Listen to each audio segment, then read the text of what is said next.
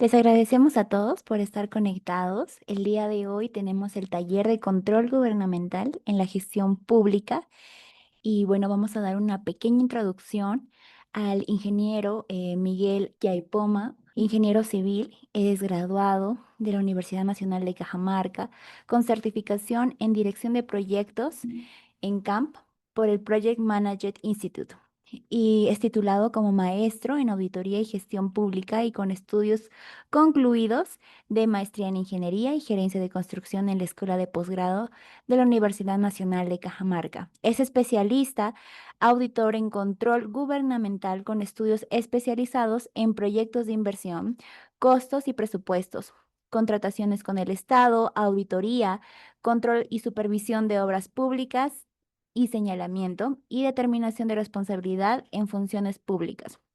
Entre otros, está certificado por la Escuela Nacional de Control de la Contraloría General de la República y actualmente es especialista auditor de la Contraloría General de la República con 7 años de experiencia en control gubernamental, además de contar con experiencia en formulación de proyectos de inversión, construcción de edificaciones y docencia de cursos de especialización.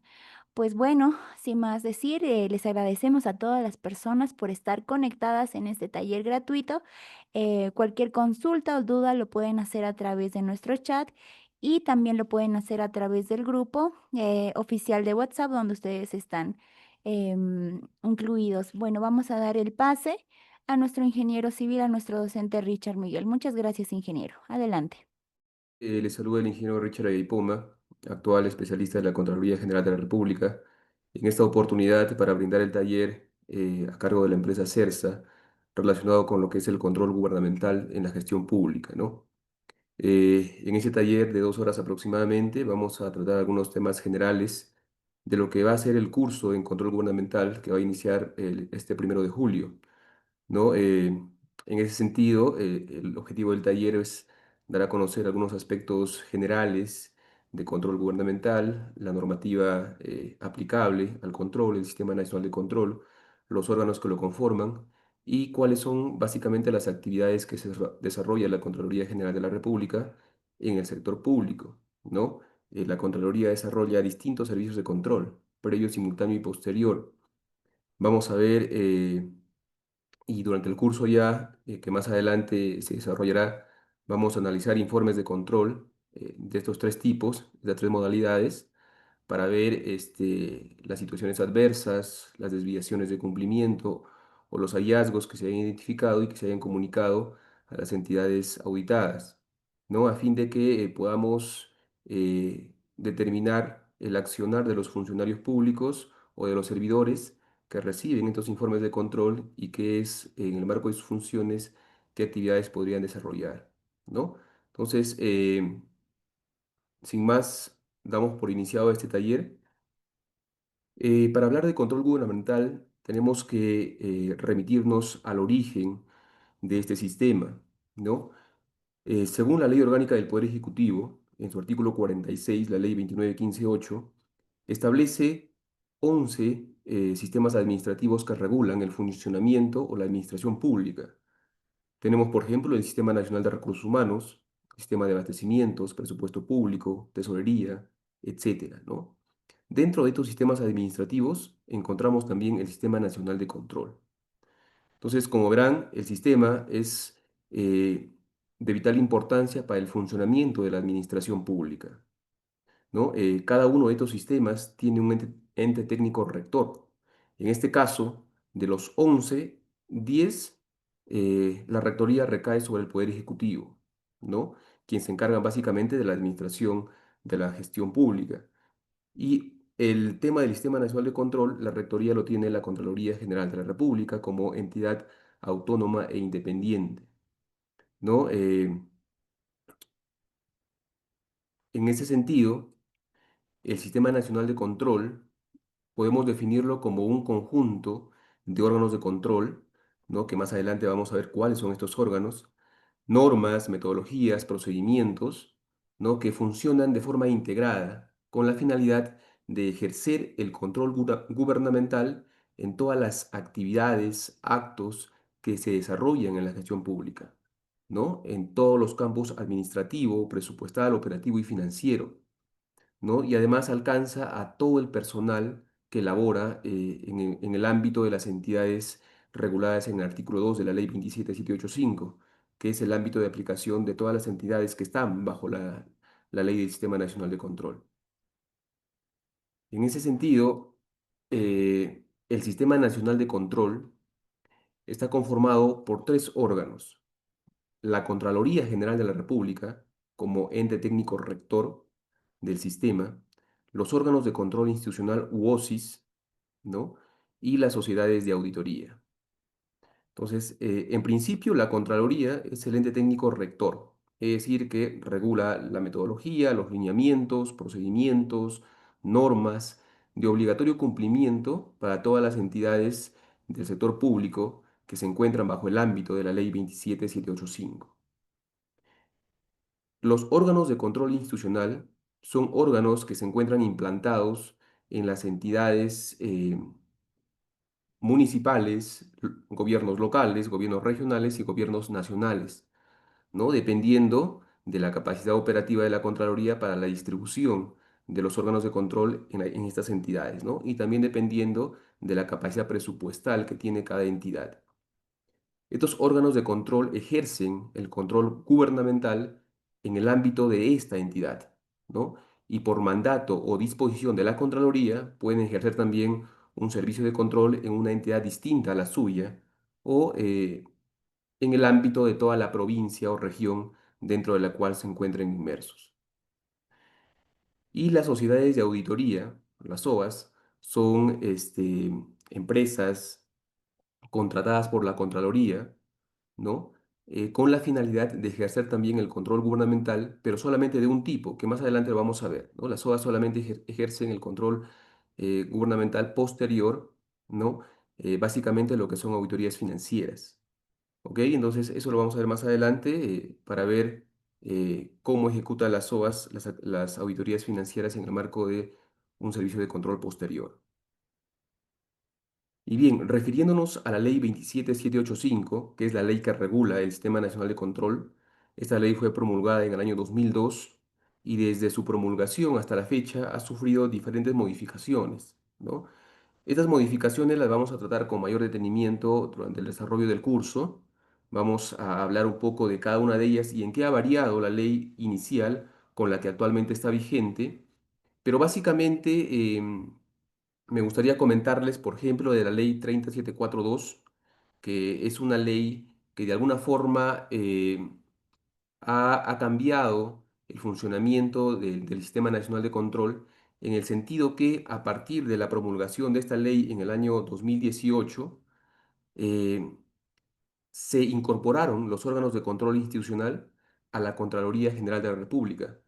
¿Y por qué hablo de incorporación? ¿No? Porque ustedes dirán, los órganos son parte del sistema. Hasta antes del 2018, los órganos de control institucional dependían funcionalmente de la Contraloría General, pero administrativamente de las entidades en las cuales estaban implantadas.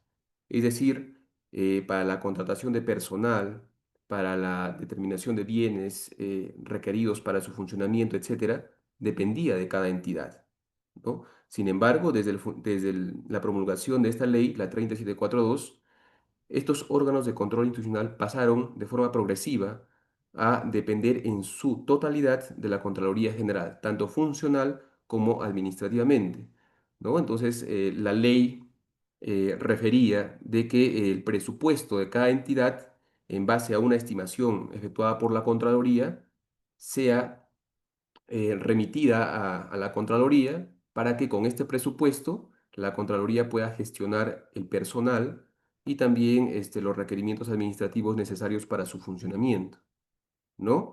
Entonces, a partir de esta ley, todos los órganos de control institucional, ahora hasta la fecha, están compuestos o conformados por personal de la Contraloría General, ¿no? Auditores, no hay ninguno que sea pues de entidad, salvo excepciones quizás realmente justificadas, ¿no? Y básicamente personal de la entidad es el tema administrativo, ¿no? Asistentes administrativos u otro personal que se haya requerido de forma expresa para un servicio o alguna actividad necesaria que haya sido sustentada, ¿no? Porque básicamente ahora ya los órganos de control institucional que han sido incorporados a la Contraloría ya dependen tanto de forma funcional como administrativa de la misma Contraloría. Y esto resulta muy importante porque la función que realizan los SOSIs es de control a las actividades que realizan las entidades, ¿no? Y el OSI, de alguna forma, cuando el personal era contratado por la entidad, se limitaba o se podría limitar en el actuar de sus funciones, toda vez que los recursos humanos dependían de la entidad. Y cuando se hacía una labor de control, por ejemplo, la entidad de alguna forma ya no contrataba al personal o realizaban acciones que obstaculizaban la labor de control, ¿no? Entonces, con la incorporación de los OSIs, de alguna forma se generó una mayor independencia, ¿no? Y eso coadyuvó mucho para que los servicios de control se ejecuten con mayor calidad y también tengan un mayor impacto en la gestión de estas entidades, ¿no? Esa es la importancia de esta ley, la 30742. Y otra ley que también resulta relevante es la 29622, ¿no? En la cual se establecieron algunas facultades adicionales en temas de responsabilidad administrativa funcional, ¿no? Se establecieron un procedimiento de sanciones que no estaban originalmente en la ley del 2002, ¿no? Entonces, básicamente a partir del 2010, la Contraloría tiene la facultad ya de sancionar en responsabilidad administrativa funcional por incumplimientos funcionales de los funcionarios públicos. Ahora, acá también es muy importante tener en cuenta lo siguiente, ¿no? Eh, hasta el 2015, claro, me equivoco, en el 2015 hubo el Colegio de Abogados de Arequipa, si no me equivoco, realizó una denuncia al Tribunal Constitucional señalando que las facultades sancionadoras de la Contraloría eran inconstitucionales. Producto de ello, me parece en el 2018, a ver, creo que por acá tengo el dato. Sí, en el 2018 el Tribunal Constitucional declaró que efectivamente el artículo 46, que es justamente que regula las facultades sancionadoras de la Contraloría en temas de responsabilidad administrativa funcional, era inconstitucional. Entonces, desde esa fecha, la Contraloría ya no tenía la potestad de sancionar administrativamente, ¿no? Y todos los informes de control que hasta la fecha se encontraban eh, ya con sanción o vigentes quedaron en nada.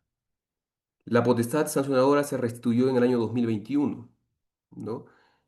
A partir del cual, de julio de 2021, nuevamente se instauró la sanción, la potestad sancionadora de la Contraloría, la cual nuevamente, por el Poder Ejecutivo, se remitió al Tribunal Constitucional a efectos de que señalaban de que era inconstitucional de que la Contraloría ejerza la labor de sanción.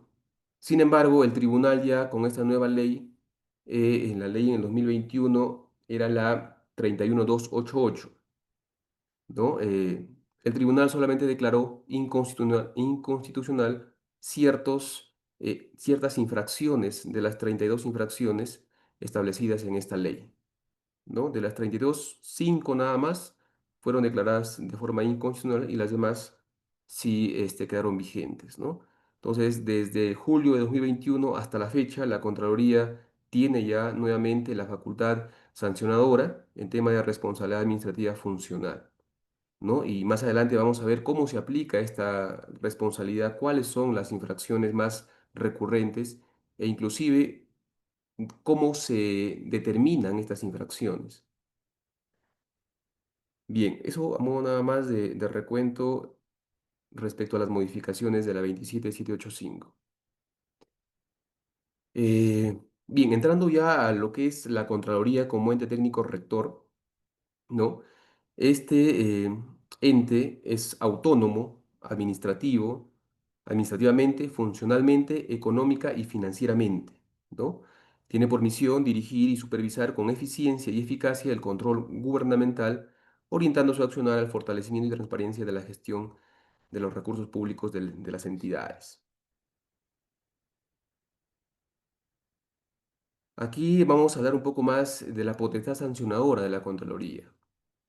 ¿No? Les comentaba que la Contraloría tenía la facultad sancionadora por infracciones al ejercicio de control y otro es la potestad sancionadora en materia de responsabilidad administrativa funcional. Son distintos términos, ¿ok? La facultad sancionadora está regulada en el artículo 41 de la 27785, en la cual se desarrolla por actividades que limiten el ejercicio de control gubernamental, ¿no? Cuando los órganos de control, las comisiones auditoras, realizan una labor de control en una entidad determinada y encuentran con funcionarios o con una entidad reacia que de alguna forma el actuar de estas eh, limita ejercer las actividades para las cuales se fueron requeridas, ¿no? Entonces, el artículo 41 de esta ley señala que es una infracción al ejercicio de control. Son 17 infracciones por las cuales se puede sancionar a los funcionarios o servidores públicos cuando limitan el ejercicio de control gubernamental a cargo de los órganos de control o de las comisiones, ¿no? Estas infracciones evidentemente no determinan, a diferencia de la potestad sancionadora en materia de responsabilidad administrativa funcional, no determinan una inhabilitación ni una suspensión, ¿no? Son infracciones en las cuales amerita una amonestación o una multa, ¿no? Que también está regulada en el ámbito del sistema. Y la otra potestad sancionadora es el tema ya de materia de responsabilidad administrativa funcional, ¿no? Esta, este tipo de responsabilidad ya se determina producto de los informes de control que la Contraloría emite, ¿no? Y no en todos los informes de control, solamente en los informes de control posterior.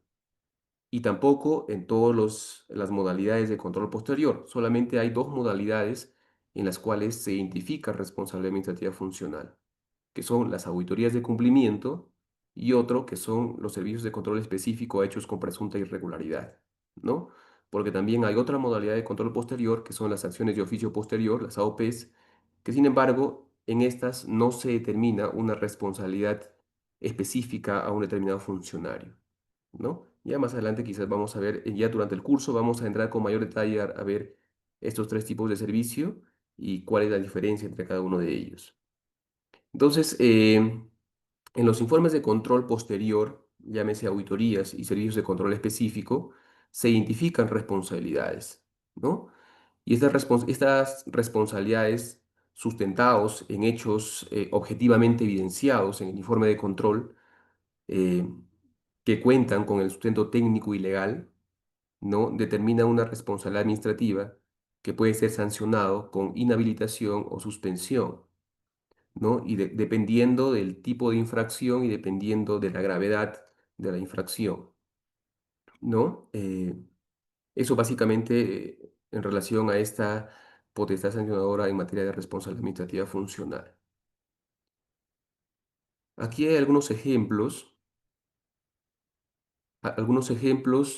de infracciones, ¿no? Les indicaba que infracciones al ejercicio de control son 17, que están reguladas en la resolución de Contraloría, la 134/2015, que es el reglamento de infracciones y sanciones. Eh, en este reglamento, en este documento, se determina pues cuál es el procedimiento y cuáles eh, los, las actividades, ¿no? que se tienen que realizar para poder aplicar el artículo 42 de la 27785, ¿no? Una de las infracciones es la obstaculización o dilatación para el inicio de una acción de control, ¿no? Otra es la interferencia o impedimento para el cumplimiento de las funciones inspectivas inherentes al control gubernamental, ¿no? Estas son dos nada más que he citado de las 17 infracciones que se han determinado en el artículo 42 de la ley, ¿no? Y respecto a en materia de responsabilidad administrativa funcional, que son 32 infracciones, estas infracciones están determinadas en la ley 31288, ¿no? Que es la ley que modifica el artículo 46 de la 27785. Justamente esta ley es la que devuelve la potestad sancionadora a la Contraloría en el año 2021. Eh, una de las infracciones en temas de responsabilidad administrativa funcional, por ejemplo, es autorizar o ejecutar operaciones o gastos no autorizados por ley o por la normativa aplicable a la materia, ocasionando un perjuicio al Estado. Esta infracción es considerada como grave si el perjuicio es económico o se ha generado grave afectación al servicio público, la infracción es muy grave. Este término, miren, este término de grave afectación al servicio público también fue declarado por el Tribunal Constitucional como inconstitucional, ¿no? Entonces, se ha retirado ya en los últimos, eh, a partir del pronunciamiento del tribunal, ya no es posible utilizar este término de grave afectación al servicio público, ¿no?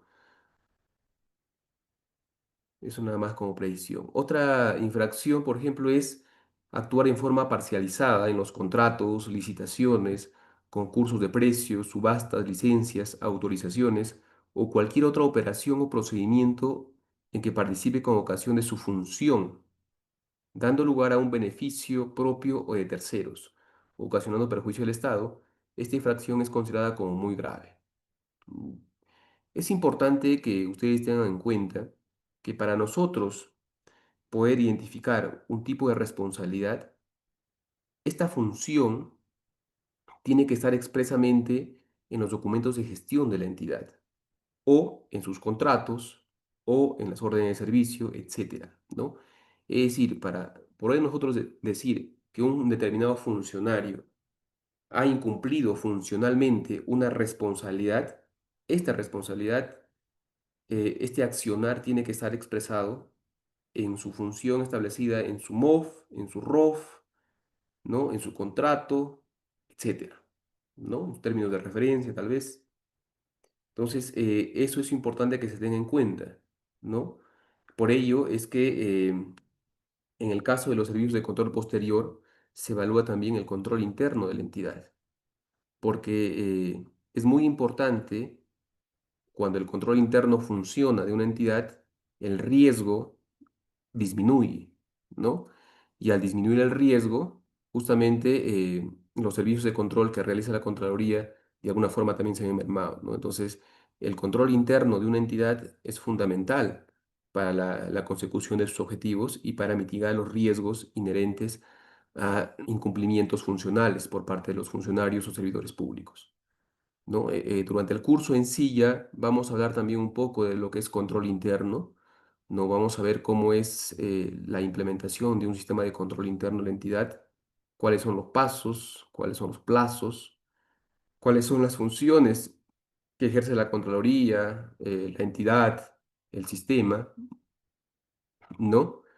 Eh, para que el sistema de control interno en una entidad de alguna forma funcione y permita mitigar los riesgos en materia de responsabilidad. Hasta aquí, ¿alguna consulta? ¿Me permite una consulta? Adelante. Eh, Relacionado a la exposición que está desarrollando con la ley que se dio en el 2018, la ley de fortalecimiento, prohíbe que las entidades del Estado, en sus tres niveles de gobierno, local, regional y nacional, puedan implantar OSIS a la fecha o lo pueden hacer. Ok, gracias. La implantación de los órganos de control institucional lo determina la Contraloría, no lo determina la entidad, ¿no? La Contraloría, en base al presupuesto que maneja la entidad, básicamente eso, en base al nivel presupuestario de una entidad específica, porque puede haber una distrital que maneje un montón de presupuesto y tenga un OSI, como que puede haber también una distrital que maneje poco presupuesto y no tenga OSI, ¿no? Entonces, básicamente eso lo determina la Contraloría. Y cuando la Contraloría lo determina, eh, le transmite a la entidad para que para que éste realice la implementación. La entidad está obligada a implantar el OSI si es que la Contraloría lo requiere, ¿no? Entonces, esta implantación, esta gestión, lo inicia la Contraloría y es de obligatorio cumplimiento para las entidades. Todas las entidades que están enmarcadas dentro del artículo 2 de la 27785 están obligadas a cumplir con los mandatos, obligaciones, normativa que la Contraloría como ente técnico rector establece, ¿no? En ese sentido, una entidad no puede rehusarse a implantar un órgano de control institucional si es que la Contraloría, previa evaluación, ha determinado que es necesario un órgano de control en una determinada entidad, ¿no? Entonces, la 27785 determina eh, qué entidades de gobierno local, nacional o regional tienen un OSI. Sí, correcto. Eso significa de que según la ley original de la Contraloría, aún las entidades podrían implantar una OSI, porque, digamos, yo le estoy hablando de la región Lambayeque, ¿no? Que son poquísimas los distritos de las tres provincias que cuentan con OSI. Sin embargo, algunas de ellas reciben presupuestos fuertes, como el caso del distrito de Olmos, Motupe y otros. Esos dos distritos cuentan con OSI actualmente, pero después de las otras provincias como Chiclayo y Ferreñafe, que son muchos los distritos, no tienen OSI. Y las OSIs provinciales no, no, no se alcanzan a tanta problemática, ahora mucho más con esto de la ruta del Papa, que va a haber una cierta presupuesto para la región Lambayeque y Trujillo. Mi pregunta es, ¿cómo se va a fiscalizar esos recursos con tanta corrupción que hay? Y la Contraloría a nivel de Lambayeque no se abastece por los múltiples denuncias que existen a la fecha. Eso era, doctor. Respecto a los órganos de control. Solamente para poder precisar también ahí, en relación a la consulta que ha realizado el participante, es que la implantación de estos órganos de control también depende mucho de la capacidad operativa que tenga la Contraloría, ¿no? Sería óptimo que haya un órgano de control por cada entidad del Estado, tanto en el ámbito local, regional o nacional. Sin embargo, eso significa pues un incremento de la capacidad operativa y financiera de la Contraloría, ¿no? Y seguramente ustedes han podido ver, ¿no? A través de las noticias, que en los últimos meses había un problema con un tema financiero de la Contraloría, ¿no? La Contraloría no disponía de los recursos necesarios para poder mantener la capacidad operativa de todos los auditores, ni tampoco de la gestión administrativa, ¿no? Entonces, eso de alguna forma es una limitación también para poder implantar órganos de control en todas las entidades, ¿no? Eso nada más quería complementar a la pregunta que habían realizado. Bien, y entrando entonces un poco más a lo que es el control gubernamental, eh, esta definición del control gubernamental se encuentra en la 27785 y también en las normas generales de control gubernamental que ha determinado la Contraloría, ¿no? Básicamente consiste en la supervisión, vigilancia y verificación de los resultados de la gestión pública, de los resultados, ojo, ese término es importante, para determinar el grado de eficiencia, eficacia, transparencia y economía del uso y destino de los recursos y bienes del Estado, ¿no? Con el control gubernamental se busca determinar el cumplimiento de las normas legales, los lineamientos de política y planes de acción. Además, que determina la adopción de acciones correctivas y preventivas para mejorar la gestión. Entonces, como ustedes verán, el control gubernamental como sistema nacional de control dentro de los 11 sistemas administrativos que regulan el aparato estatal o la administración pública, resulta de vital importancia porque nos va a permitir primero identificar y determinar la legalidad de las acciones y de los resultados de la gestión pública, ¿no? A fin de identificar de que los resultados de la gestión pública se desarrollen con eficacia, eficiencia, transparencia y economía. Cuando hablo de resultados, me refiero, por ejemplo, a la contratación de una obra, ¿no? Cuando una entidad realiza todo un procedimiento para contratar una obra, todo el conjunto de actividades que se desarrollan desde el requerimiento hasta la buena pro, ¿no? Están determinados en sus lineamientos internos o en las normas específicas de cada sector. Y el resultado como tal es el otorgamiento de la buena pro, ¿no? Como una parte inicial. Luego se ejecuta la obra, el resultado es la obra como tal. Este resultado es lo que nosotros verificamos, ¿no? De que se haya desarrollado en cumplimiento de las normas legales, de que, por ejemplo, una obra cumpla su finalidad pública, pero que no solamente cumpla la finalidad pública después de 5 o 10 años, que es como suele pasar con los proyectos, ¿no? Un proyecto se licita para ser ejecutado en un año y termina en 2 o 3 años. Entonces, ¿qué pasó durante el procedimiento? ¿No? Pueden pasar muchos factores externos, algunos inclusive que no dependen ni de la entidad ni del contratista, pueden ser factores climatológicos tal vez, entre otros, ¿no? Sin embargo, en todo ese proceso tiene que la entidad regirse por las normas específicas que regulan este procedimiento, ¿no? En el sector público todo está regulado, hay una normativa para cada acción que se desarrolle, ¿no?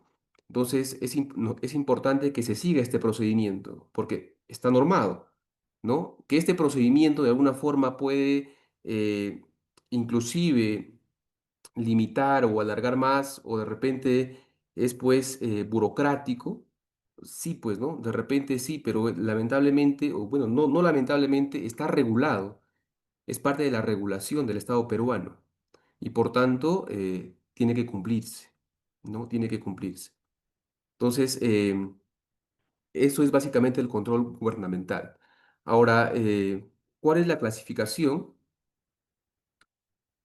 Dependiendo del órgano quien lo ejecuta, el control gubernamental es interno y externo, ¿no? El control interno es realizado por la misma entidad y el control externo es realizado por la Contraloría o los órganos del Sistema Nacional de Control, ¿no? Y por la oportunidad de la ejecución existen tres tipos de control: control previo, simultáneo y posterior. Veamos lo que es el control interno.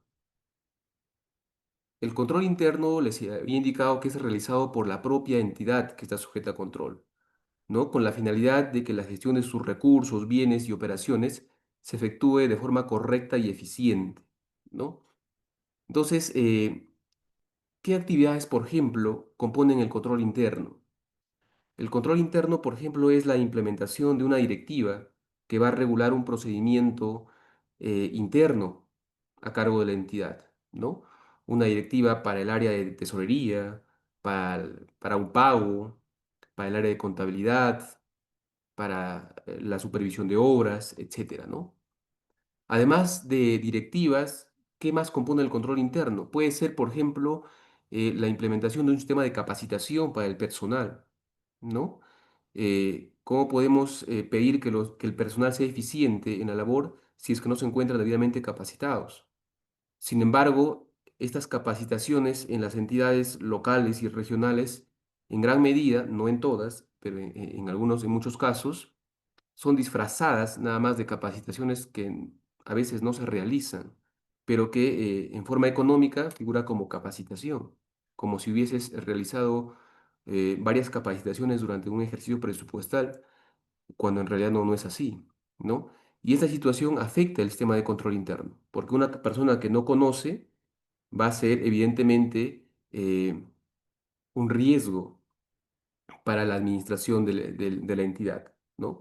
Una persona que desconoce un procedimiento, que desconoce una norma o que desconoce alguna acción que su superior jerárquico le ha encomendado, evidentemente va a incurrir en error. Y no solamente va a ser su responsabilidad de él, sino que va a permitir que todo el procedimiento del que él está desarrollando también de alguna forma ya se vea perjudicado, ¿no? Entonces, parte del control interno también es capacitar al personal, ¿no? Después vamos a ver ya en el desarrollo del curso que el control interno, la implementación de un sistema de control interno está dado por tres tipos de ejes organizacionales y por cinco componentes. Uno de ellos es justamente el tema de los riesgos y en el cual interviene las capacitaciones.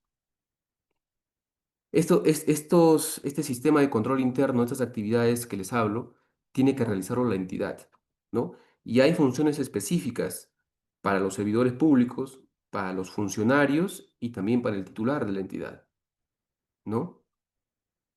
Les decía entonces que este control interno es de tres tipos, ¿no? Previo, simultáneo y posterior. Dependiendo del nivel jerárquico de la entidad, cada funcionario realizará un tipo de este control, ¿no? Por ejemplo, control previo se me ocurre en el área de tesorería o en el área de contabilidad. Al momento de efectuar un pago, se realiza justamente que todos los documentos contengan lo necesario para proceder con el pago, ¿no? Es decir, que el área usuaria tenga su conformidad, el jefe tenga la conformidad, etcétera, ¿no? Ese es un tipo de control interno previo, ¿no? Antes de la ejecución de una acción. El simultáneo, cuando la entidad, por ejemplo, verifica durante la ejecución de una obra, ¿no? Supervisa la obra, realiza una acción necesaria para que la obra, una gestión administrativa para la obra, entre otros, ¿no? Y control posterior, por ejemplo, es durante un procedimiento de selección, ¿no? Cuando se presentan los postores, se adjudica la buena pro a un determinado postor y una vez adjudicado la buena pro, el titular de la entidad designa o el área correspondiente determina que se realice un control posterior de los documentos presentados, por ejemplo, para determinar su legalidad, para su veracidad, etcétera, ¿no? Entonces, esas actividades lo realiza la propia entidad. Pero además, el órgano de control institucional también realiza el control interno posterior, ¿no? Que es mediante los servicios de control posterior, como auditorías o servicios de control específico o acciones de oficio posterior, ¿no? Y el control externo es un conjunto de normas, metodologías, un conjunto de procedimientos que ya le compete realizar a la Contraloría General u otro órgano del Sistema Nacional de Control. Ya sabemos que el sistema solamente está conformado por tres órganos: la Contraloría, las sociedades de auditoría y los órganos de control, ¿no? Entonces, estos tres órganos pueden realizar el control externo, ¿no? El cual también es previo, simultáneo y posterior. Bien, entonces para ingresar un poco a lo que son los servicios de control, ¿no?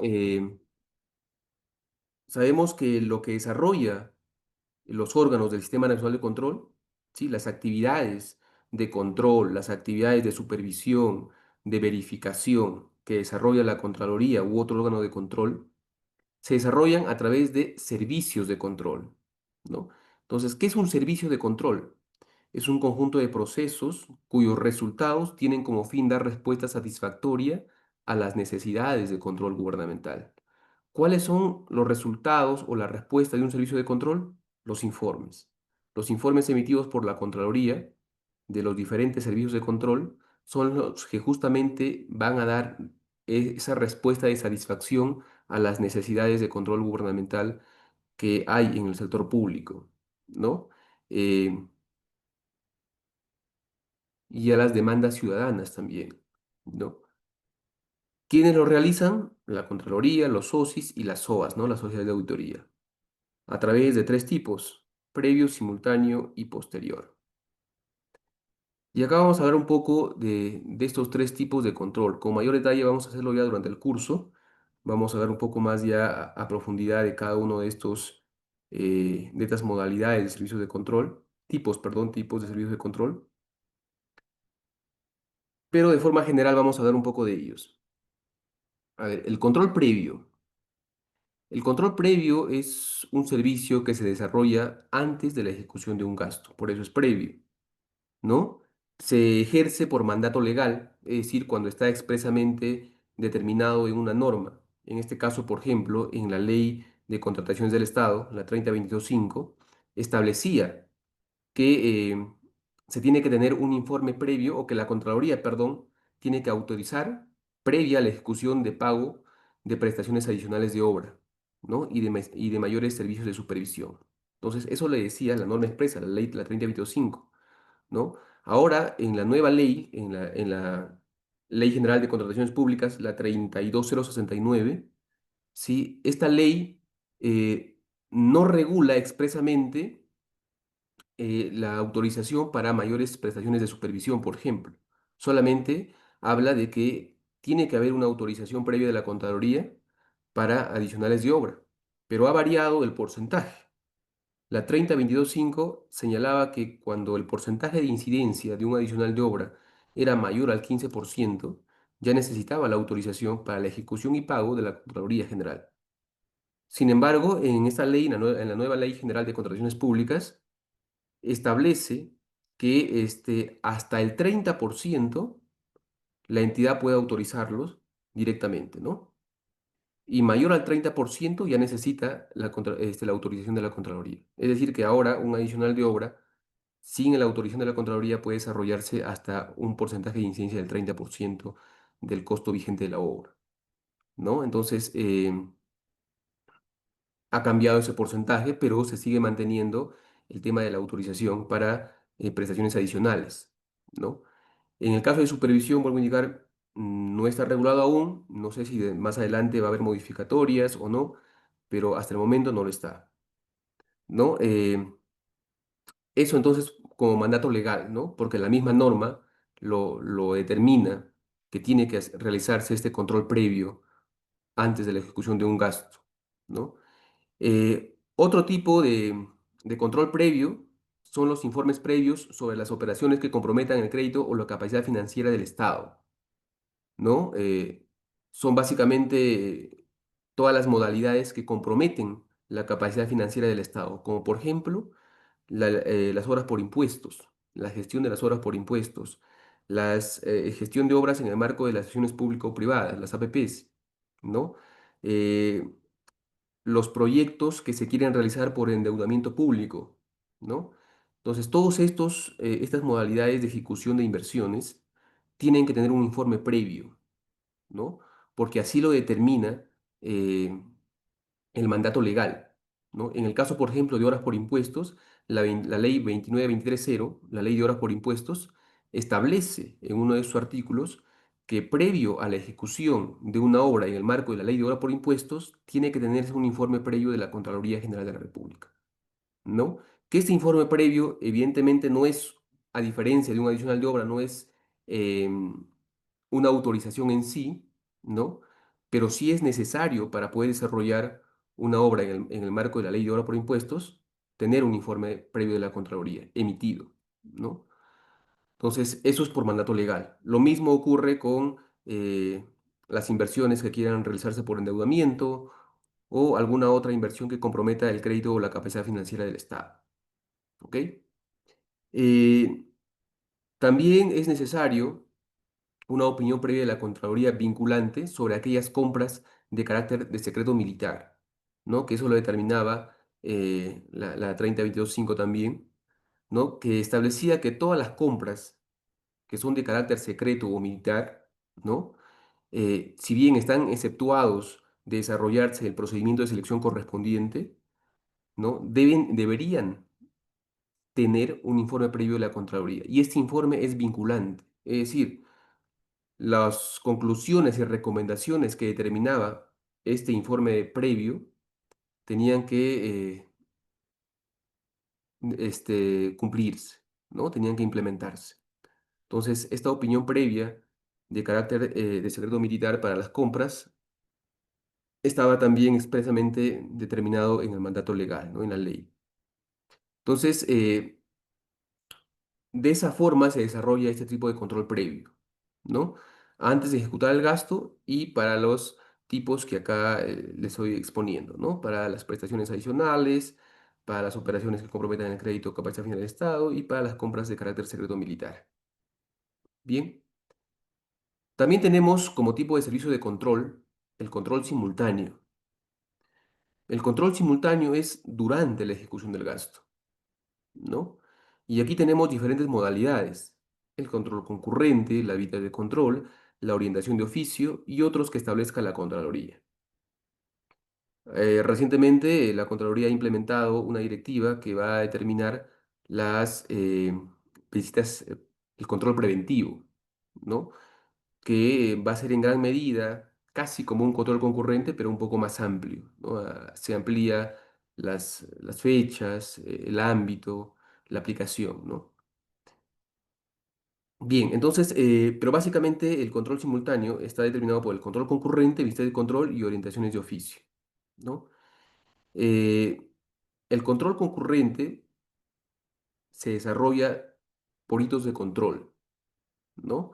Y se desarrolla en un ámbito externo de tiempo, es decir, por ejemplo, durante la ejecución de una obra, no sabemos que la obra, supongamos que dure un año, ¿no? Entonces, durante el periodo de tiempo de gestión de esta obra, nosotros podemos desarrollar diferentes hitos de control, ¿no? Y estos hitos de control se desarrollan en el marco de un control concurrente, ¿ok? Las visitas de control son visitas más puntuales, no se desarrollan a forma de hito, ¿no? Básicamente se desarrollan utilizando la técnica de inspección u observación, cuando se requiere, para evidenciar una acción que está desarrollando la entidad, ¿no? En este caso, estas visitas de control normalmente se desarrollan a la ejecución de obras, por ejemplo, ¿no? Porque va a ser necesario que el personal vaya a campo y determine objetivamente, mediante la técnica de observación e inspección, las actividades que se están desarrollando, ¿no? Entonces, las visitas de control solamente es como si fuese un solo hito, ¿no? No es continuo, a diferencia del control concurrente. Y luego tenemos la orientación de oficio, que es una modalidad que está enfocada principalmente en la revisión documental, ¿no? Revisión de información que tiene la entidad con la finalidad de identificar algún indicio de presunta irregularidad, ¿no? Todos estos tienen plazos, a excepción de la orientación de oficio. Bien, luego tenemos el control posterior. El control posterior es después del ejecutado del gasto, ¿no? Entonces, como modalidades del control posterior tenemos las auditorías, que existen diferentes tipos de auditoría, ¿no? Tenemos la auditoría financiera, la auditoría de cumplimiento, la auditoría de desempeño, la auditoría forense. Y otra modalidad de control posterior es los servicios de control específico hechos con presunta irregularidad, que ya les comentaba previamente, y la acción de oficio posterior, ¿no? Eh, ¿En qué se diferencian estos tipos? Básicamente en la determinación de la responsabilidad y en el alcance, ¿no? Las auditorías están determinadas para un alcance más amplio, ¿no? Los servicios de control específico, como su nombre lo dice, está enfocado a hechos puntuales, ¿no? Ya evidenciados previamente por la comisión o en una etapa de planeamiento, ¿no? Se determina que hay presuntos hechos irregulares y una vez se ha determinado la existencia de presuntos hechos irregulares y si es de un tema puntual, entonces corresponde desarrollar un servicio de control específico. Pero si es de varios puntos de atención, en un ámbito, en un alcance amplio, entonces corresponde una auditoría. ¿Qué tipo de auditoría? Eso va a depender de la materia de control que se esté evaluando, ¿no? La auditoría financiera es evidentemente a los actos financieros de cada entidad. La auditoría de cumplimiento es a todas las operaciones de una entidad en el alcance que se ha determinado, ¿no? La auditoría de desempeño, las actividades propias que ejecuta eh, cada entidad, ¿no? En el ámbito del desempeño de las actividades que desarrollan, del cumplimiento de sus objetivos, etcétera, y la auditoría forense, ¿no? Entonces, básicamente las que determinan responsabilidad, porque de estos tres tipos de servicio solamente determinan responsabilidad en los funcionarios públicos, los servicios de control posterior. Recuerdas que les comentaba hace un momento, ¿no?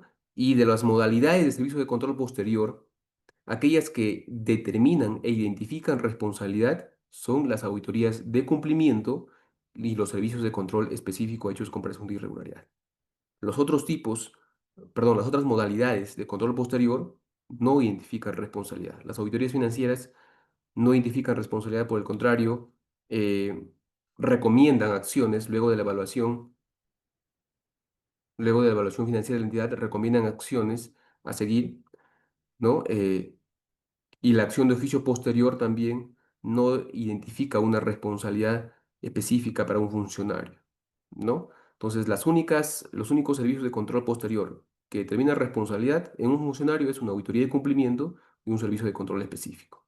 Entonces, si ustedes en el ámbito del ejercicio de su labor en el sector público son notificados por la Contraloría en una auditoría de cumplimiento, o en un servicio de control específico, significa que tienen que realizar su descargo, porque significa que la Contraloría ya de alguna forma les ha identificado responsabilidad. ¿De qué tipo? Eso justamente ya lo determina la Contraloría, producto de la evaluación de los hechos, ¿no? Pero ya una vez que uno ya tenga una notificación, significa que ya se encuentra inmerso en presuntos hechos irregulares, siempre y cuando sea auditoría de cumplimiento y servicio de control específico. Si por el contrario les notifican una auditoría financiera, no significa que no tengan que realizar ninguna acción. Evidentemente, todos los informes tienen que accionar con medidas correctivas, preventivas o la implementación de las recomendaciones, ¿no? Pero significa que mínimamente ya no van a ser imputados por una responsabilidad y no van a tener pues algún tipo de sanción, sea el caso que se ligue con una instancia posterior, ¿no? Y ya sea en el ámbito de la Contraloría o en el ámbito del Ministerio Público, ¿no? Entonces, eso básicamente, ¿no? Para que lo tengan en cuenta ustedes durante la labor de gestión que realicen, ¿ok? Lo que sí es importante aquí en estos tres tipos de servicios de control es implementar las recomendaciones, ¿no? Muchos de los funcionarios, evidentemente no todos, eh, omiten en algunas ocasiones implementar las recomendaciones que se derivan de los informes de control, ¿no? Y las recomendaciones, la implementación de las recomendaciones ya depende del funcionario o del servidor público. La Contraloría no te va a decir qué es lo que tienes que hacer, ¿no? Nosotros no vamos a decirte, ¿sabes qué? Mira, has incumplido esta penalidad, aplícale tanta penalidad a este contratista. Eso en ningún informe de control lo van a encontrar, ¿no? La implementación de la recomendación ya está a cargo del titular. Lo que nosotros revelamos es simplemente la irregularidad. Esto está mal, esto no ha cumplido cierta normativa, acá falta esto, documentación, esta partida no está ejecutada, etcétera, ¿no? Evidenciamos la irregularidad, determinamos el criterio transgredido e identificamos la consecuencia, ¿no? En base a estos parámetros, ya corresponde que el servidor o funcionario público determine una solución o identifique las acciones a seguir para implementar una acción correctiva o preventiva, de ser el caso, ¿no? Entonces, eso resulta importante. Y luego vamos a ver por qué, ¿no? Ya en el curso vamos a hablar un poco más a detalle, porque justamente los servicios de control específico y las auditorías de cumplimiento, que son un servicio de control posterior, derivan en muchas ocasiones de controles simultáneos, en las cuales los funcionarios tenían la posibilidad de realizar una acción de mitigación, pero no lo hicieron. Y como no lo hicieron, eso se materializó, la Contraloría determinó esa materialización y se convierte en un control posterior. Entonces, es muy importante cuando la Contraloría ejerce control simultáneo, es que se implementen las recomendaciones, ¿no? A fin de que éstas no se conviertan en un control posterior, en donde ya no hay forma de mitigar una responsabilidad, sino que al contrario te van a imputar directamente la responsabilidad por una omisión funcional. ¿No? Entonces, durante el control simultáneo es donde deben realizarse todas las acciones correctivas y preventivas a cargo de la entidad. ¿Ok? Bien, ¿alguna consulta hasta aquí? Sí, profesor. Respecto al control posterior, con la nueva directiva de la auditoría forense, ¿cuántas auditorías forenses ha realizado la Contraloría hasta la fecha? ¿Y por qué no se aplica ahora que está de moda lo del lavado de activos? ¿Es por la falta de especialistas en materia forense o por presupuesto, profesor? Gracias. Ok, gracias. Sí, mire, la auditoría forense, justamente no he incidido en ello, porque evidentemente son muy pocas, no tengo el dato exacto, pero en todo caso voy a conseguirlas para el curso si es que se matricula. Son muy pocas auditorías forenses que se ha desarrollado en la Contraloría en todo el periodo desde su implementación, Me ¿no? parece que dos, Dos me dice, ¿usted tiene el dato? sí, algo de dos, pero ya eso lo supe hace un par de años atrás, pero ya con la nueva directiva no sé si han seguido realizando, ¿no? Mire, yo al menos no tengo conocimiento de que se hayan realizado más, salvo en otras regiones o en el ámbito de Lima de repente, pero no se realiza en gran medida esta auditoría forense, primero porque es un tema de que no hay las especialidades requeridas dentro de la Contraloría, entonces tienen que hacerse requerimientos externos, ¿no? Otro es de que este tipo de servicios de control posterior determina recomendaciones y no determina, no identifica responsabilidades, ¿no? Entonces, al no identificar las responsabilidades, recordemos que la Contraloría, su mandato constitucional es verificar la legalidad, ¿no? Y para verificar la legalidad como producto, se podría decir, importante dentro del Sistema Nacional de Control, es identificar responsabilidades, ¿no? Eso inclusive también se vuelve a veces un tema político porque depende mucho del contralor que esté de turno, ¿no? El contralor anterior, por ejemplo, le daba mayor importancia al tema del control simultáneo, al control concurrente y no mucho al tema del control posterior. Entonces se desarrollaban más controles concurrentes que auditorías o servicios de control específico, ¿no? Ahora el nuevo contralor ha cambiado eso. Entonces ahora se desarrollan más servicios de control posterior y se desarrollan menos controles concurrentes. Entonces, eso también influye, ¿no? Porque no tenemos los especialistas, no identifica responsabilidad. El contralor, o bueno, el objetivo de un servicio de control posterior es para números identificar responsabilidades, ¿no? Cuando el contralor o algún funcionario de la Contraloría realiza su presentación en el Congreso, cuando, cuando lo requieran, o realiza su análisis de cuentas del año presupuestal, determina cuántos informes se han sacado, cuántos funcionarios están procesados, cuántas responsabilidades se han determinado, de qué tipo, ¿no? Ese es su análisis cuantitativo, ¿no? En términos de auditoría financiera, forense y desempeño, no hay esos números, ¿no? Porque solamente es una evaluación de las operaciones y en base a esa evaluación se determinan recomendaciones a la entidad, ¿no? Y no se determinan responsables. Entonces, básicamente por eso entiendo que se ha limitado mucho este tipo de control posterior. Ok, profesor, ¿cuál sería su percepción? ¿A qué se debe la falta de implementación de las recomendaciones o los informes de control? ¿Es por la falta de presupuesto en las entidades o es por no contar con personal especializado? ¿Cuál sería su percepción? Mire, eh, yo he realizado los tres tipos de servicios de control, ¿no? He sido supervisor en previos, simultáneos y posteriores. Eh, en todos los servicios que he participado y de los cuales he realizado el seguimiento a la implementación de las recomendaciones, he visto que en gran medida hay desconocimiento de los funcionarios en algunas ocasiones, ¿no?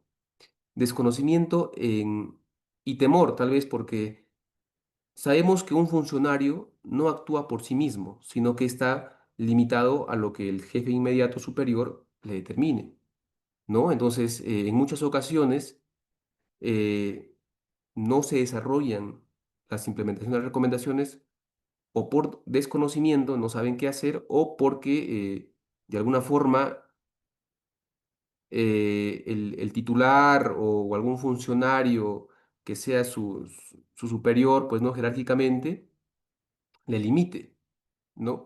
He visto en algunos casos eso. Y lo otro es también por un tema un tanto ya burocrático, se podría decir. ¿Por qué? Porque, por ejemplo, esto es más recurrente en la ejecución de obras, ¿no? En la ejecución de obras se suele advertir, por ejemplo, ¿sabes qué? Mira, tus anotaciones de cuaderno de obra no las estás contestando. Como no las estás contestando todas las consultas que realiza el contratista, esto puede ser pasible de una ampliación de plazo. La ampliación de plazo puede generar mayores gastos generales, ¿no? Eso puede el contratista solicitarlo y tú vas a tener que pagarlo porque así está en la norma, ¿no? Entonces le decimos, ¿sabes qué? Mira, estás demorándote mucho en consultar. ¿Por qué no responde las consultas en el plazo que manda la norma? ¿No?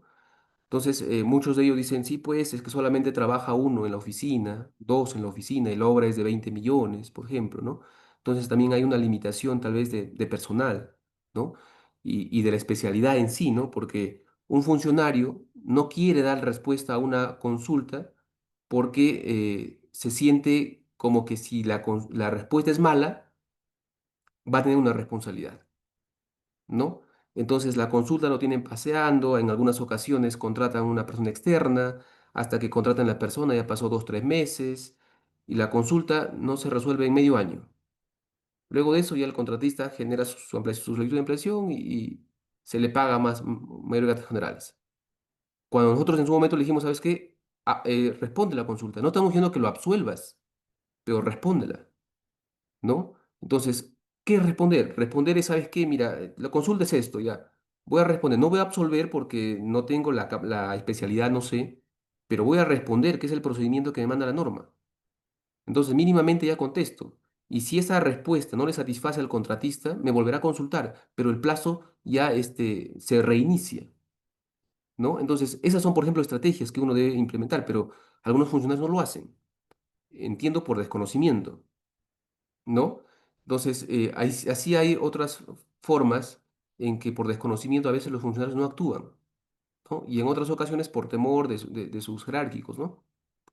Y en algunas ocasiones también por presupuesto, porque evidentemente hay obras paralizadas, por ejemplo, que ya vienen por deficiencias, ¿no?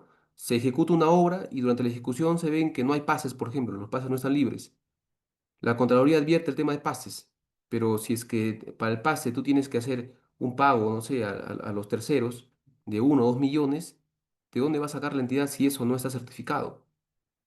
¿No? Entonces, ahí nuevamente comienzan los inconvenientes, se limita, etcétera, ¿no? Pero es muy importante que cuando se desarrolle una implementación, una recomendación, se justifique eso que le estoy diciendo.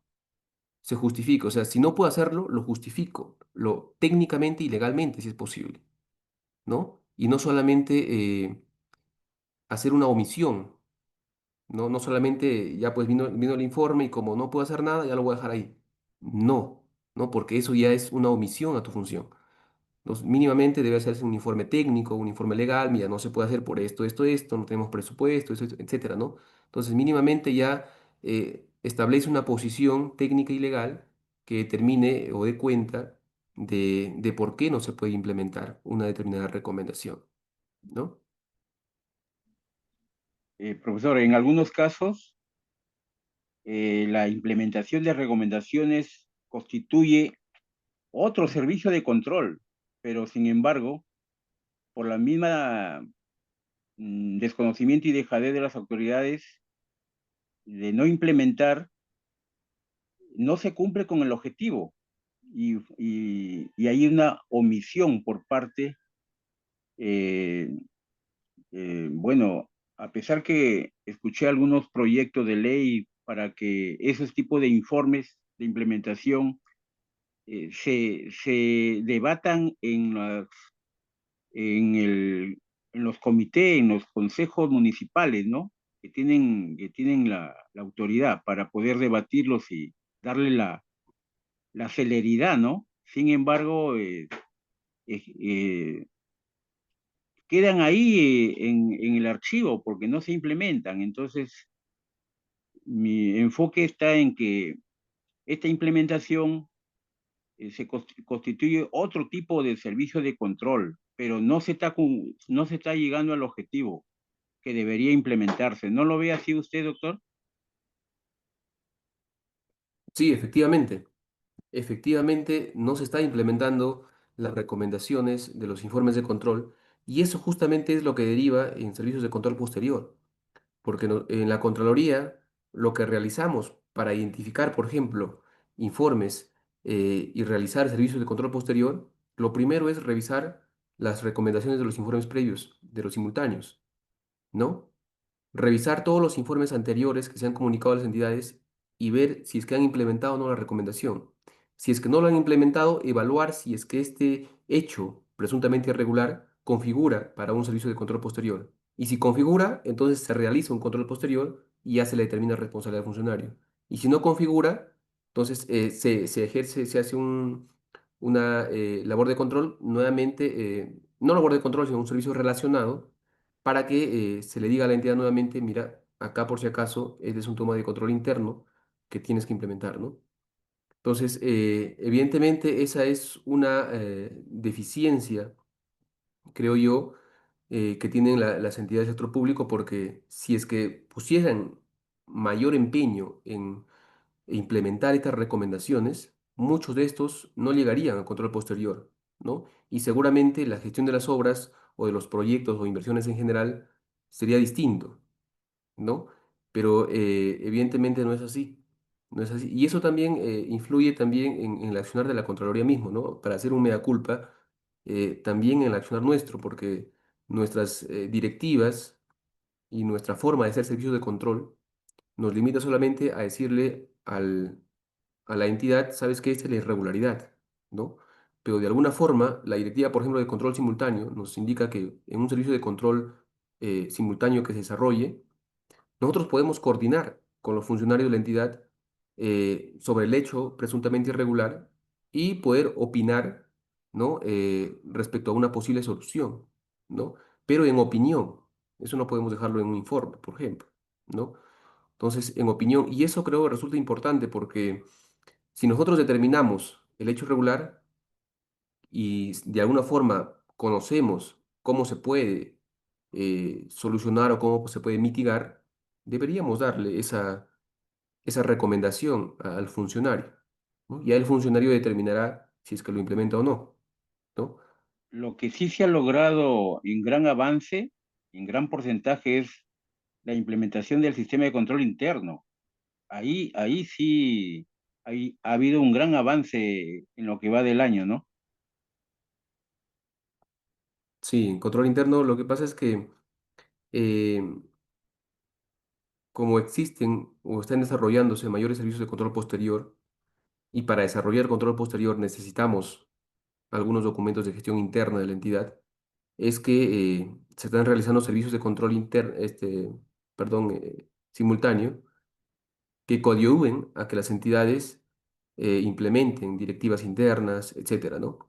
Y en esa medida también le ayudamos a la entidad en implemente o mejore su sistema de control interno, el cual además es evaluado anualmente, ¿no? Entonces, semestral y anualmente. Entonces, eso ayuda también, pues, ¿no? Es como que el funcionario servidor público está tomando conciencia, doctor, respecto a lo que no se veía antes. Sin embargo, hoy día se nota un gran avance en ese plan, ¿no? Sí, pues. Sí, en algunas entidades sí, evidentemente falta mucho, porque básicamente en entidades distritales, por ejemplo, el control interno es pésimo, ¿no? En entidades distritales en donde la Contraloría pues llega una, dos veces quizás al año, no sé, ¿no? Porque justamente no tienen el presupuesto, no desarrollan servicios de envergadura, etcétera, ¿no? Entonces, como no hay la presencia continua de la Contraloría o el sistema, entonces, pues su sistema de control interno también es bastante limitado. Pero entiendo que poco a poco eso pueda mejorar, ¿no? Pero sí, evidentemente, con los servicios que realiza la Contraloría se está eh, evidenciando un gran avance, ¿no? en el manejo y gestión de las entidades. Bien, vamos a continuar aquí. Eh, ya les hablé, creo, un poco del control interno, ¿no? Son aquellos que efectúa la Contraloría específicamente. Eso sí, el control interno, perdón, el control previo solamente lo efectúa la Contraloría, ¿sí? No lo efectúa ni los OSIs ni las SOAS, la sociedad de auditoría. Solamente son efectuadas por la Contraloría, de forma exclusiva, ¿no? Con anterioridad, evidentemente, a la ejecución de un acto u una operación, ¿no? Con el objetivo, dice, de emitir un resultado respecto de la materia del requerimiento que realiza la entidad solicitante del servicio, ¿no? Los informes de control previo realizan una evaluación mm, técnica, legal y financiera de una determinada operación. Y esa evaluación técnica, legal y financiera lo plasman en el informe y es comunicado a la entidad, ¿no? Cuando es vinculante, sí es una autorización expresa. Cuando no es vinculante, se le dice a la entidad que implemente nada más las recomendaciones, ¿no? Estos son los servicios de control previo que les había hablado anteriormente, ¿no? De adicionales de obra, en el caso de presiones de supervisión y los informes previos para las adquisiciones de carácter secreto militar, ¿no? Cada uno de estos servicios de control previo está regulado por una directiva específica, ¿ok? Si bien es cierto, están determinados en una ley expresa, ¿no? Ya la implementación y el procedimiento a seguir está expresado en una directiva, ¿no? Por ejemplo, para las PAO, la directiva del 2023, la 10 y la 11, para las PAO y PASO, y para los informes de control previo, la directiva la 1/2024, ¿no? El informe previo sobre las operaciones que comprometen el crédito o la capacidad financiera del Estado. Antes de ingresar acá a este tema de servicios de control simultáneo, de estos tres tipos de servicios de control previo, los que suceden con mayor frecuencia son la tercera, ¿no? Los informes previos. Muchas entidades están solicitando la emisión de informes previos a la Contraloría, ¿no? Eh, ¿Y cuál es el objetivo? Estos informes previos, como les había comentado anteriormente, están expresados en las normas que regulan, por ejemplo, la Ley de Obra por Impuestos, la 29230, para las inversiones ejecutadas en el marco de una asociación público-privada, ¿no? O para las operaciones o las inversiones ejecutadas por endeudamiento público. Entonces, cuando las entidades quieran realizar un proyecto o una inversión en estas modalidades, van a tener necesariamente que solicitar un informe previo a la Contraloría. Y estos informes previos se regulan justamente en esta directiva. En la directiva 1/2024 están los requisitos que debe tener estas solicitudes, qué documentación deben presentar las entidades, ¿no? Eh, Documentación que es técnica, financiera y legal, ¿no? Recuerden que para emitir un informe previo tiene que ser revisado en el ámbito técnico, en el ámbito legal y en el ámbito financiero, ¿ok? Entonces, seguramente si ustedes trabajan en el Estado, se han podido dar cuenta que ahora las entidades están gestionando sus proyectos en el marco de la Ley de Obra por Impuestos, ¿no? En gran medida, en gran medida a nivel nacional, se está gestionando las obras en el marco de la Ley de la 29230, ¿no? Eh, no sé si es una política nueva o no, porque a diferencia de años anteriores, está este año y el año pasado, ingresando muchas solicitudes de informe previo a la Contraloría, ¿no? Entonces, lo que corresponde a nosotros es aplicar justamente esta directiva y hacer la evaluación correspondiente en el marco de esta directiva. Y esta directiva no solamente limita a emitir una opinión técnica, legal o financiera, sino que debemos prestar especial cuidado porque también esta modalidad de ejecución de inversiones es una puerta abierta a la corrupción. ¿En qué sentido? Los informes previos, por ejemplo, en obras por impuestos, son aquellos que nosotros le decimos, o perdón, la entidad gestiona la inversión con una empresa privada. Si es que no tiene expediente técnico, la empresa privada elabora el expediente y ejecuta la obra, ¿no? Con sus recursos propios, la empresa privada, con sus recursos propios, a cambio de la obtención de un CIPRIL o un CIPREDEN. Un CIPRIL que es un certificado en el ámbito local y regional de los impuestos que tienen que pagar estas empresas al Estado, ¿no? Entonces, básicamente es tú haz la obra con tus propios medios, con tus propios recursos, y yo te emito un certificado que te descuente por el costo que tú has hecho en la obra, por el costo que tú has gastado, te voy a emitir un certificado para que te descuente de los impuestos que tú tienes que pagar, ¿no? Entonces, evidentemente, esto se presta a qué? Que las obras se sobredimensionen, ¿no? Que los presupuestos se eleven, ¿no? Porque una entidad privada que va a elaborar el expediente técnico y esa misma entidad lo va a ejecutar, le va a convenir que el expediente sea aprobado con una cantidad elevada, porque eso le va a beneficiar en su certificado CIPRIL, por ejemplo, ¿no? Le va a beneficiar para que disminuya sus impuestos. Entonces, por eso es que tenemos que tener especial cuidado en la gestión de las inversiones en el marco de la ley de obra por impuestos, ¿no? Entonces, yo las veces que he participado en la emisión de estos informes, eh, suelo prestar mucha atención en la determinación del presupuesto de la obra y de la forma de cálculo.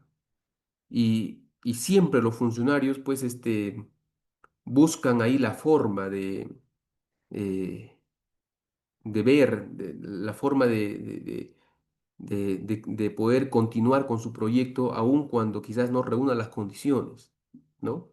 Solamente con el afán, no sé si de gestión o de mejorar su ámbito de influencia de la entidad, de su provincia, o porque hay otros intereses posiblemente, ¿no? Entonces, es importante que ustedes conozcan que estos informes previos, en el marco, por ejemplo, de la ley de obra por impuestos, no es una autorización expresa en sí, pero sí es una revisión de todos los procedimientos y procesos que realiza la entidad y que la Contraloría revisa, ¿no?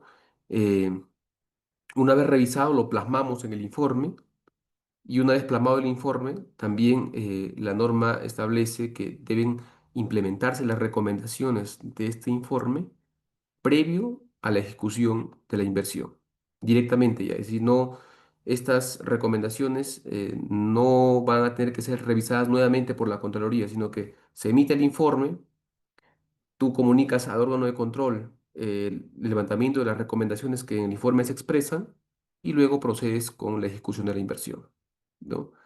Entonces, si está a nivel de expediente técnico, resulta más importante aún porque tenemos la oportunidad, los que estamos en el Sistema Nacional de Control, de evaluar de forma minuciosa el ámbito legal, técnico y financiero, ¿no? Porque ya es a nivel de expediente. Entonces, tenemos la posibilidad de identificar todos los hechos irregulares o todas las sobredimensiones, etcétera, para que la entidad lo implemente y continúe con su proceso. Pero cuando está a nivel de perfil nos limita de cierta manera, porque ya en el expediente, de igual manera pueden ellos hacer las modificaciones que correspondan, ¿no? Ya no hay el porcentaje que había anteriormente, que desde el perfil al expediente tenía que ver un porcentaje máximo del 20% de diferencia, ¿no? Para el tema de la compatibilidad. Ahora no, ahora puede aprobarse un perfil o puede declararse viable un perfil con 6 millones y el expediente puede tener 10 millones. Y ya la norma no limita ese tema. Entonces, de alguna forma también limita al Sistema Nacional de Control efectuar una evaluación rigurosa cuando la inversión está a nivel de perfil, ¿no? Más aún si también no tenemos el criterio normativo que nos respalde, porque como está a nivel de perfil, los lineamientos, por ejemplo, de los proyectos de inversión o la Directiva 1/2019, que es del Sistema Nacional de Programación Multianual, del Invierte.p, no establece en sí una norma de obligatorio cumplimiento, sino que son más bien lineamientos, ¿no? Que tienen que realizarse, pero no es en realidad un criterio específico, claro, que le obligue a la entidad a hacer algo de forma concreta, ¿no? Entonces, eso también es una limitación para el servicio de control, eh, cuando es a nivel de perfil un proyecto, pues, ¿no? Bien, entonces eso básicamente quería comentarles en el caso de los informes previos eh, que comprometen la capacidad financiera del Estado.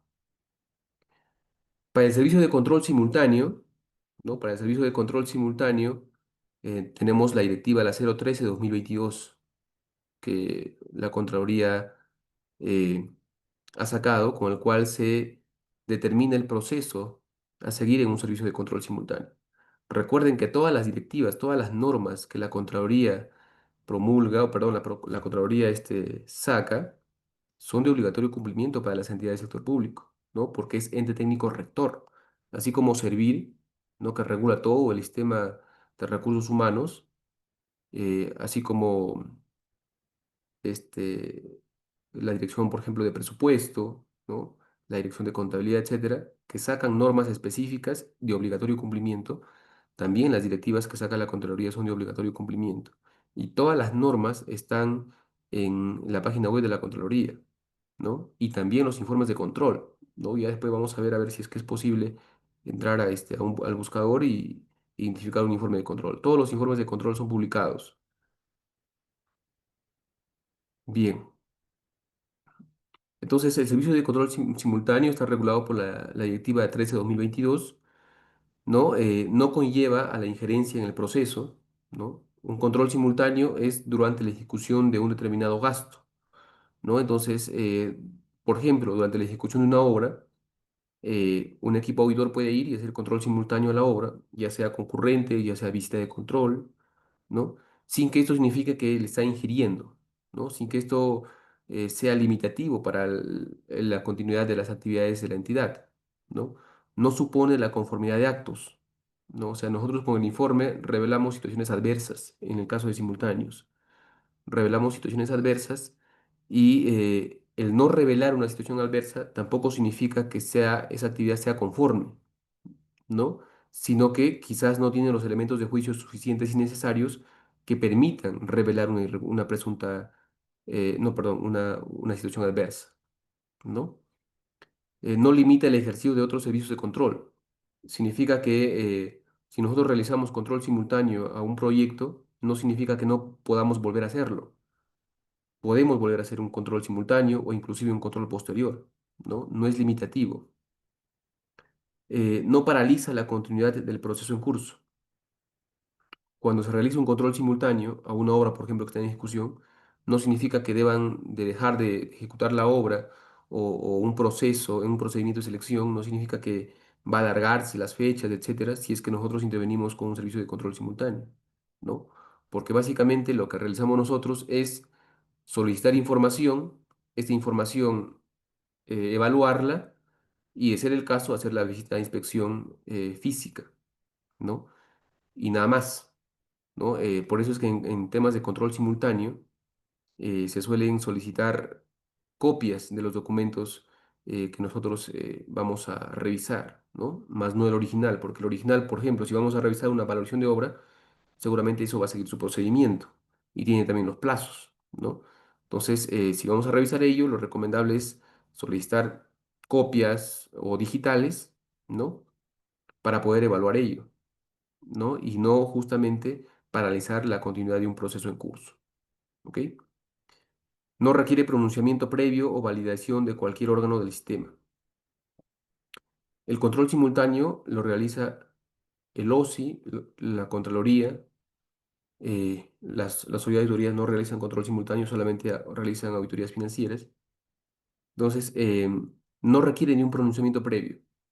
Autorización para ejecutarlo, sí, pero un pronunciamiento previo o validación de cualquier órgano no es necesario porque son actividades de forma autónoma que realiza también cada órgano, ¿no? El OSI en su autonomía eh, de la entidad realiza sus actividades en base al alcance de su capacidad operativa, en base a su planeamiento que el OSI haya realizado.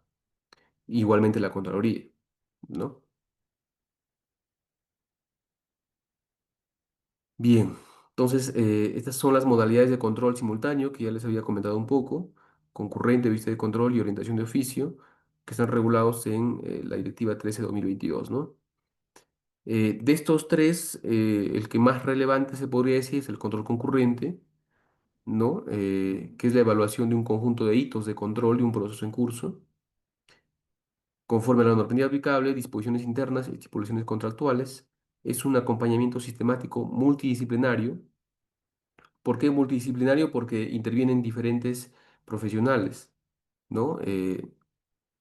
Un supervisor, un jefe de comisión y un integrante, mínimamente, ¿no? En muchas ocasiones estos profesionales son distintos dependiendo de la materia de control que se va a evaluar, ¿no? Si es una obra, por ejemplo, puede ser un ingeniero, un abogado, ¿no? Un contador, ¿no? Si solamente es un tema presupuestal, posiblemente sean contadores nada más, ¿no? No es limitativo el tema de las profesiones para la comisión de control, ¿ok? Pero sí es multidisciplinario en gran medida. Aplica técnicas de forma ordenada, sucesiva e interconectada. Bien, su forma de aplicación es conocimiento y valoración de los hechos. Se tiene que conocer, evidentemente, lo que se va a controlar, lo que se va a verificar, se tiene que conocer. Decisión de la CGR u OSI, esto es en base al planeamiento que cada uno determine. Complejidad del proceso, se tiene que determinar cuán complejo es un proceso para determinar qué tipo de alcance le vamos a dar al servicio, ¿no? Porque si es una obra, por ejemplo, de 90 millones, posiblemente no podamos abarcar toda la gestión de la obra. Entonces tendríamos que ver los puntos específicos a ver para un determinado hito. Mayor significancia económica. Acá va el tema de la programación, lo que le decía, ¿no? Obras a nivel nacional hay un montón, ¿no?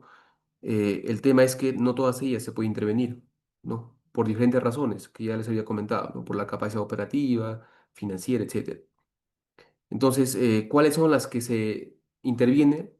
Las que tienen mayor significancia económica, es decir, las obras con mayor presupuesto, ¿no? Y eso también está regulado por la Contraloría, ¿no? La Contraloría dice, por ejemplo, que las gerencias regionales de control, que se encuentran en todas las regiones, las gerencias regionales solamente pueden intervenir a proyectos que tengan mayor a 100 millones. Aquellos proyectos menores a 100 millones, las gerencias regionales no podemos intervenir. Lo que pueden intervenir son los órganos de control, ¿no? Entonces, si hay proyectos de 50, 100 millones, o 90 millones, perdón, lo van a intervenir los socios, ¿no? Y si estos no tienen la capacidad operativa, con el apoyo de la gerencia regional, del personal de gerencia regional, se realizarán los servicios de control, pero el producto lo va a sacar el OSI. Recuerden que el OSI es también parte del Sistema Nacional de Control, ¿no? Es parte del sistema. Evidentemente, con funciones distintas a una gerencia regional, pero son parte del sistema, son gente de la Contraloría también, ¿no? Entonces, por eso es que se intervienen solamente los proyectos con mayor significancia económica.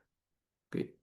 Relevancia, porque también se intervienen proyectos relevantes, ¿no? Proyectos que de repente tengan un tema mediático, una denuncia o tengan una finalidad pública relevante, ¿no? Por ejemplo, un hospital, una institución educativa, etcétera, ¿no? Y duración prolongada, ¿no? El tema del control concurrente, como les indicaba, es continuo, ¿no? Es diferentes hitos de control en un determinado tiempo. Se suele realizar desde el procedimiento de selección, si es que hay la posibilidad, desde el procedimiento de selección hasta la conclusión o liquidación de la inversión. El objeto de control básicamente son los procesos de contratación, la ejecución contractual de la obra o todo el proceso, ¿no? El control concurrente se puede hacer solamente al proceso de contratación, por ejemplo, si es que hay varios hitos que se tengan que terminar en ahí. Por ejemplo, se me ocurre la elaboración de un expediente técnico, ¿no? Un hito puede ser la contratación, otro hito puede ser un entregable o varios entregables, y otro hito puede ser la conformidad, ¿no? Entonces, la ejecución contractual de una obra, ¿no? Durante la ejecución se puede hacer un hito al inicio de la obra, otro al 30% de la obra, otro al 60% de ejecución, a la culminación de la obra, a la recepción, a la liquidación, ¿no? Inclusive al funcionamiento de la obra. O puede hacerse también a todo el proceso, ¿no? Desde el requerimiento hasta la liquidación. El alcance del control concurrente, que es un proceso, se da por procesos, actividades e hitos de control, ¿no? Un hito de control está conformado por diferentes actividades, las cuales tienen que desarrollarse en distintos procesos.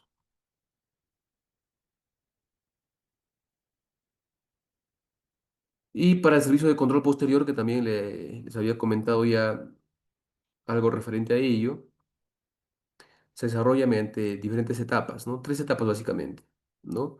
La etapa de planificación, ejecución y elaboración de informe, ¿no? Estas tres etapas también se determinan en los servicios de control simultáneo, ¿no?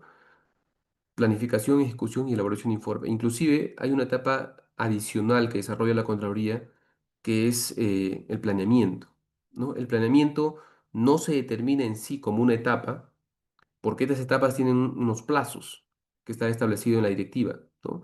En la directiva 013 en caso de control simultáneo y en el caso de control posterior en la directiva correspondiente a la modalidad de control posterior que se va a desarrollar, ¿no?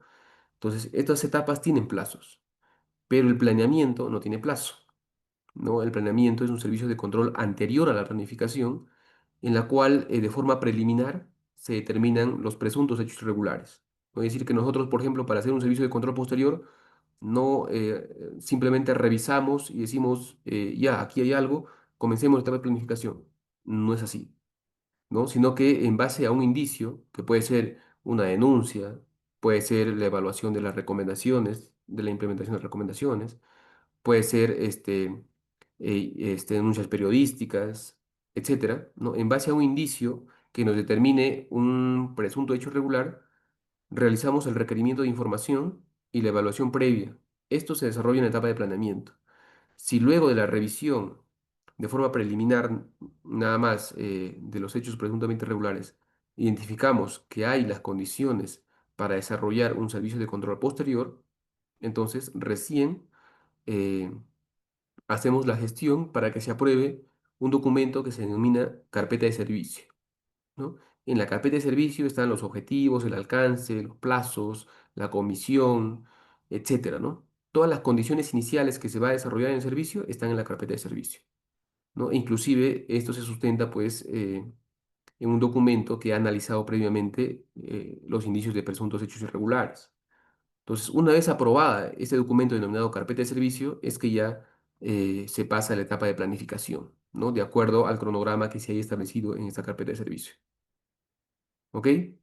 Entonces, la planificación, por ejemplo, en un servicio de control específico, perdón, los plazos general de un servicio de control específico es de 45 días hábiles. De una auditoría de cumplimiento son 90 días hábiles, ¿no? Entonces, en un servicio de control específico, por ejemplo, la planificación son 5 días hábiles. Mm, sí, 5 días hábiles en un servicio de control específico. La ejecución en un servicio de control específico son 30 días hábiles y la elaboración de informes son 10 días hábiles, ¿no? Lo mismo para las auditorías, que son en general 90 días hábiles, sus plazos son de 15, 60, 15, ¿no? 15 días para planificación, 60 para ejecución y 15 días más para elaboración de informe. Todos días hábiles.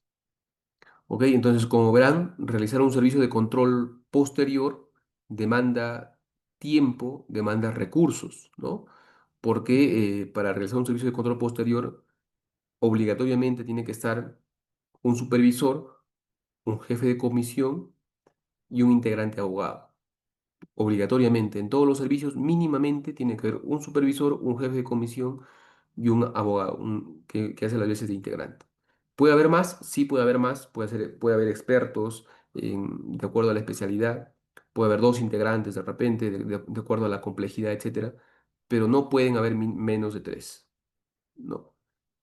¿Ok? Entonces, estos tres profesionales que participan, evidentemente, eh, perciben ingresos, ¿no? El plazo de ejecución de un servicio de control posterior, lo mínimo son 45 días hábiles, entonces eso genera también recursos. Y toda esa gestión de un servicio de control posterior demanda tiempo y recursos, ¿no? Por eso es que se prioriza de alguna forma aquellos servicios de control posterior que identifican responsabilidad, ¿no? A diferencia de aquellos que no identifican responsabilidad. porque al identificar responsabilidad, de alguna forma ese ya es el producto del servicio de control, ¿no? Ese es el efecto que, que genera un producto de control, ¿no? Bien, estas son las modalidades de servicio de control posterior, las auditorías, que son de tres tipos, los servicios de control y las AOPs. ¿Qué son las AOPs?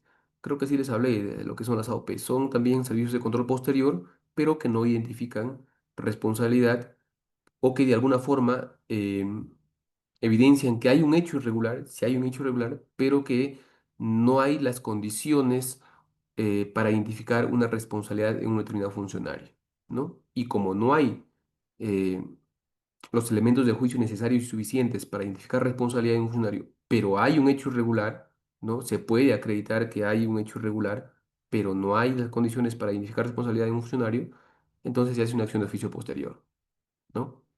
Y si hay las condiciones para identificar responsabilidad de un funcionario, se hace cualquiera de las modalidades anteriores, o auditoría o servicio de control específico. Si es puntual, recuerden, servicio de control específico. Si es de mayor alcance, una auditoría de cumplimiento. ¿Ok? Y estos son, de alguna forma, los informes de control, los productos de informes de control de estos tres tipos de servicio. Informes de control previo, informe de control simultáneo en el centro, como a forma de hito de control, e informe de control posterior, en este caso en específico, ¿no? Todos los informes de control son publicados en la página web de la Contraloría. Ahí está el buscador, le he colocado el link. Ya cuando estemos en el curso, ya vamos a analizar tal vez, vamos a analizar, ¿no? Estos tres informes para ver cuál es su composición, qué situaciones, por ejemplo, adversas se han revelado en un informe de control, ¿no? De repente vamos a hacer un breve análisis de ello y ver sus opiniones, si ustedes son funcionarios públicos y laboran en el ámbito de la gestión pública, del sector público, ver a su criterio cómo podrían mitigar una situación adversa, ¿no? Y en el caso de un informe de control posterior, cuál es la estructura, ¿no?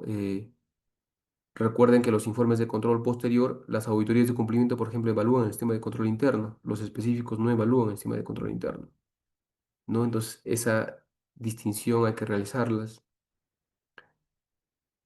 Y en el caso también de un informe previo, vamos a ver, analizar un informe previo para ver cómo es que se ha analizado estas tres tipos de evaluaciones: técnica, legal y financiera, ¿no? Cuáles son los requisitos, etcétera, ¿no? Bien, eso básicamente es lo que compone este taller, ¿no? Eso es básicamente lo que quería comentarles de modo general en el taller. Ya durante el desarrollo del curso, lo que hemos hablado el día de hoy lo vamos a hablar un poco más, con mayor detenimiento, con un poco más de detalle, ¿no? Un poco más de forma tranquila también con la participación de cada uno de los participantes, a fin de que no sea también un tema solamente unilateral, ¿no? Sino que en conjunto, conforme vamos desarrollando las clases, ustedes también vayan aprendiendo de las modalidades de control que realiza la Contraloría, ¿no? Y cómo accionar en todo caso frente a la comunicación de un informe de control en cualquiera de sus modalidades. Bien, entonces hasta aquí ha sido el taller. ¿Alguna consulta quizás? Sí, profesor, para finalizar mi participación, en cuanto a la sociedad de auditoría, ¿tiene su propio reglamento, directiva? ¿Cómo es su funcionamiento o qué relación guarda con la Contraloría? Ok, sí, las sociedades de autoridad también tienen una directiva por la cual se guían, ¿no? Un manual por la cual realizan las auditorías de desempeño y también emiten evidentemente un informe de auditoría financiera, ¿no? Estas sociedades de auditorías pueden ser empresas, personas jurídicas o personas naturales, ¿no? Son contratadas por la Contraloría mediante un concurso público de méritos, ¿no? En la cual la Contraloría también tiene una directiva para contratar a estas sociedades de auditoría, las cuales tienen que tener ciertos requisitos de experiencia eh, en el ámbito del control y en el ámbito de lo que van a desarrollar en una auditoría financiera, ¿no? Entonces, la Contraloría los contrata, son básicamente personal o empresas externas, ¿no? Pero que son contratadas por la Contraloría, ¿no? Eh, y su objetivo es básicamente puntual, es desarrollar una auditoría financiera, por ejemplo, a tal entidad o, eh, o a un conjunto de entidades en algunos casos, ¿no? Entonces, depende de su modalidad de contratación. Entonces, así es básicamente como se determina o se identifica una SOA, ¿no? Una sociedad de auditoría. Muchas gracias, profesor. Se le agradece por su presentación, muy, muy interesante. Muchas gracias. Gracias, gracias. Bien, si no hay ninguna otra consulta, solamente me queda invitarles al curso de control gubernamental que va a desarrollarse. Hay muchas cosas aún que ver con mayor detalle y sería interesante también que ustedes puedan conocer si es que laboran en el ámbito del sector público, ¿no?